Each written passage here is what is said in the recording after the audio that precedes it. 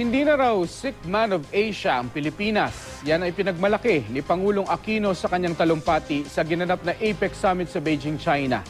Di rin naiwasang mabanggit ng Pangulo ang issue sa agawan ng teritoryo sa West Philippine Sea. Makibalita tayo kay Cara David. Sa unang araw ni Pangulong Noynoy Aquino sa Beijing, China para sa 22nd APEC Economic Leaders Meeting, humarap ang Pangulo sa mahigit 1,000 high-level business leaders. Pinapurihan ng Pilipinas sa tagumpay nito na mapalago ang ekonomiya sa loob ng maikling panahon. Sa kanyang talumpati sa APEC CEO Summit, sinabi ng Pangulo na ang pagsugpo sa korupsyon at pagbabago sa ilang budgeting processes ang nagdulot ng panibagong kumpiyansa sa Pilipinas, kaya napataas ang GDP growth nito at ngayon hindi na tayo sick man of Asia. We have proven good governance is good economics.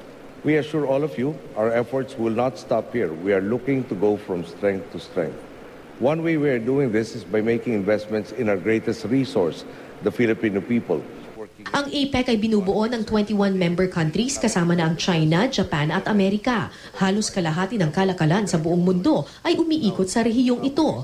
Umaasa ang Pangulo na sa pamamagitan ng APEC Summit, makakahikayat pa tayo ng mas maraming foreign investors sa ating bansa. Bagamat Economic Forum ang APEC CEO Summit, hindi pa rin naiwasang mapag-usapan ng ilang isyong politikal, lalo na ang territorial issue sa China.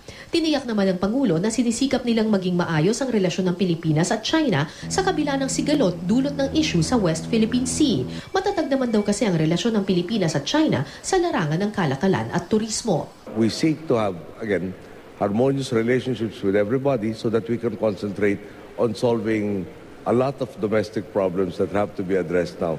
And we actually firmly believe that without stability, prosperity is an impossibility. Mula dito sa Beijing, China, Cara David, GMA News.